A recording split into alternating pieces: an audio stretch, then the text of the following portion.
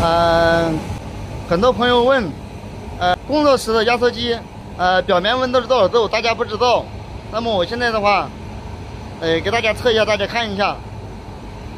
大家看一下，我这红外线扫描仪啊，测一下，先测一下风扇，风扇这边的话是42度，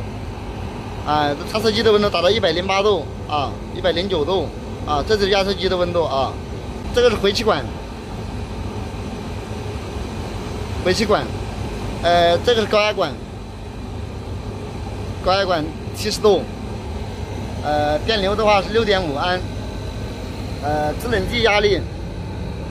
制冷剂压力现在是将近6个多压吧，大小管的话微微接漏，风扇吹